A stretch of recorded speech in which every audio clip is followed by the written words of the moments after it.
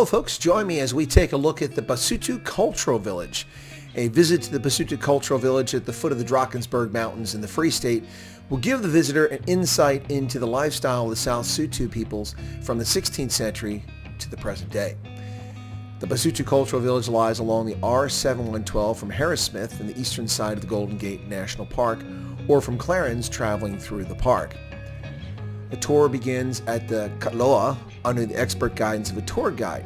In my case, his name was Twice.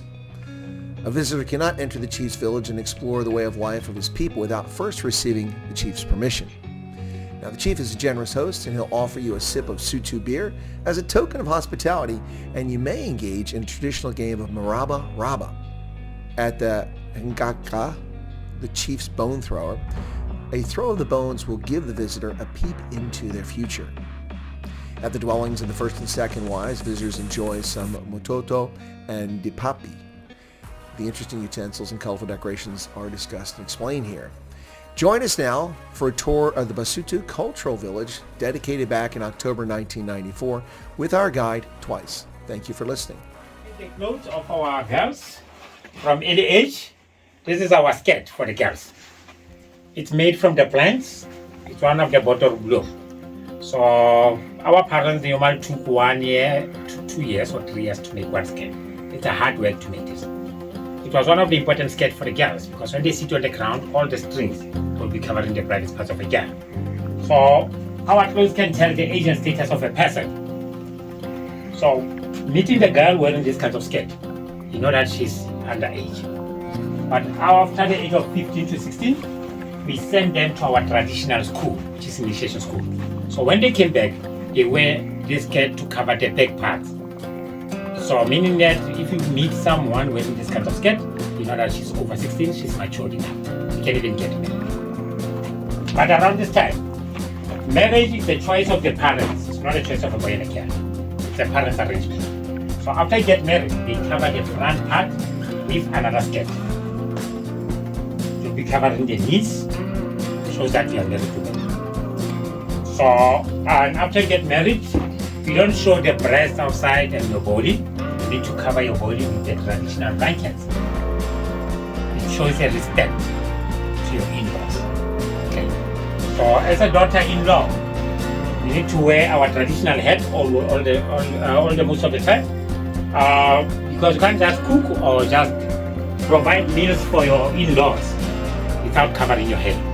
So that's why we have a traditional hat to cover your head. And the calabash is to put the tobacco inside, the slave.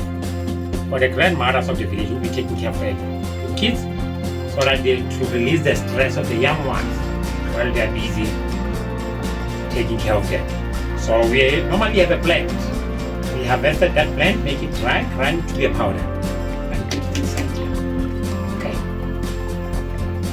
Thank you very much. That's why we have this romance that we made here. It's a part of fancy. Even though this one around this time, it was risky for fire, because remember fire is a big threat for the grass. So if you have lightning or you have an uncontrolled fire, everything will be bad. That's why around the 1700s, our Sotho people decided to build the walls rather than using the reeds anymore. So this is around the 17th. We have influence of Europeans. As you can see now, we start having wooden doors, start having windows. Not even opening the whole letter of our kitchen to make sure that when you're making fire inside, at least the smoke will pass out there. So here's our kindergarten. Sorry. It's a place where the kids normally stay here with the grandmothers of the village. During the day, we didn't have a modernized doors, the wooden one. We normally use the reeds to make our doors. So it was also used for security purpose. Because if you are inside, it's easy for you to see someone outside because of the darkness inside there. But if you are outside, you can't see someone inside. So that's why it was safe for us to have these kinds of doors.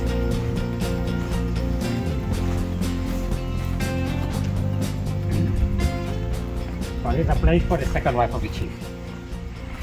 So even though now we are not allowed to use it now, we're going to enter the place for the third wife. It's around the 1800s. As you can see, the shapes of our houses now, we start having square shape, we start having oval shape. it's the moment when we start even having our first traditional blankets. Forgetting about the skins, wearing the modernized ones, the blankets that was donated by Queen Victoria. We start having geometric patterns outside to make sure that our houses look neat and clean and beautiful. And the cross is the influence of the missionaries, Roman Catholic Church. But for Basotho, it's not just a cross, it's a fire breather. If you make fire, there's a strong wind inside, you make fire outside. Strong wind inside, you make fire outside. It's a fire break for us. So, you're welcome to meet the third wife of the chief.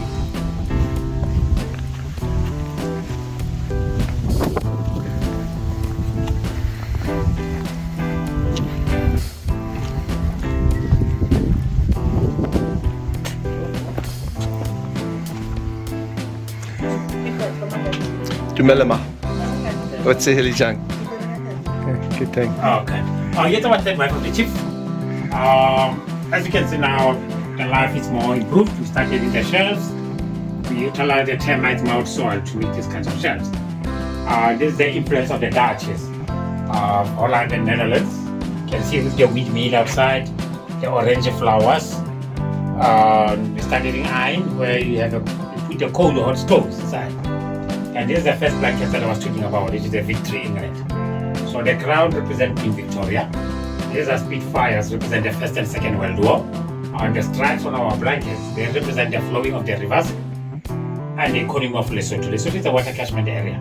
So we normally believe that when you are wearing our blankets, those stripes must be vertical, not horizontal. It has to allow the water to flow all the time so that our economy will grow. We also have these unique blankets that is named after our traditional head.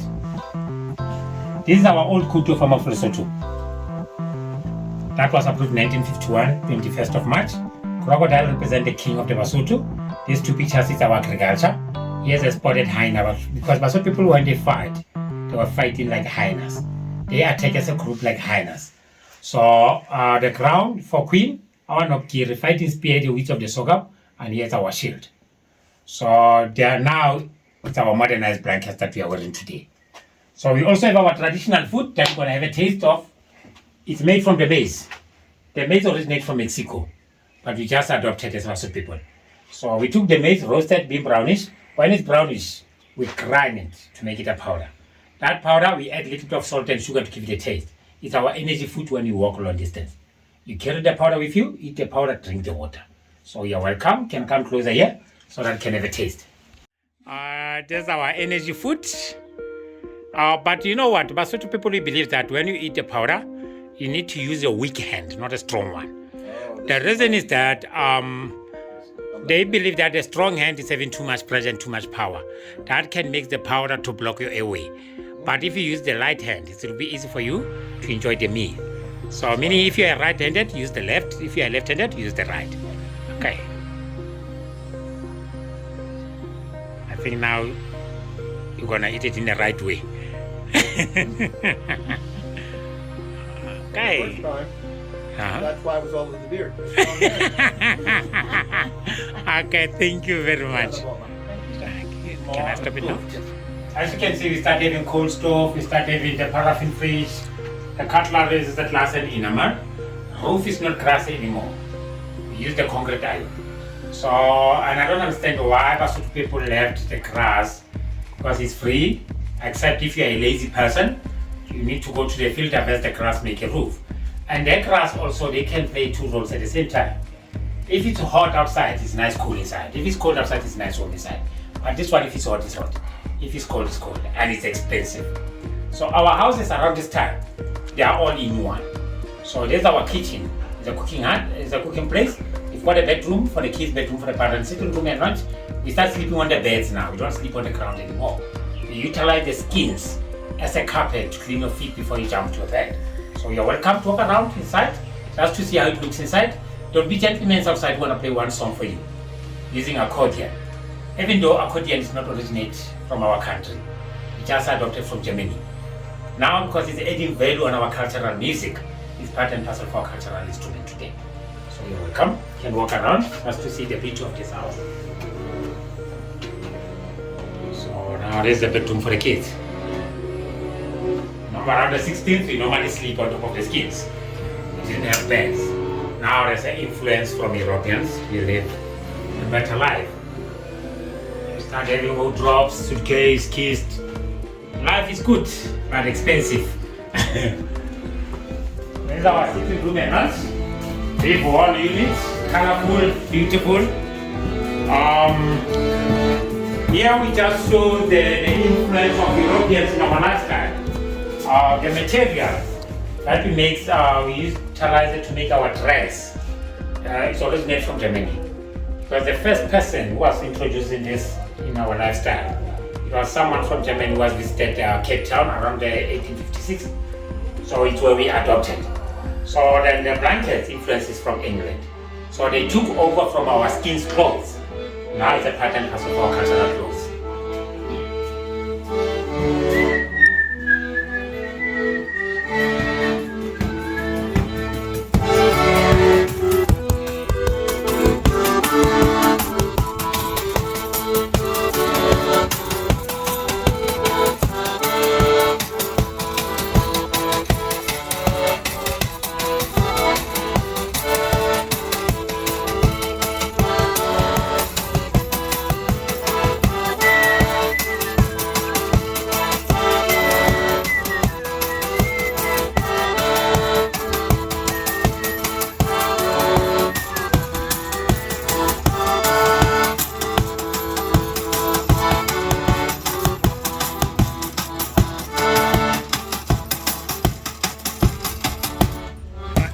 Kita boleh buat tadi.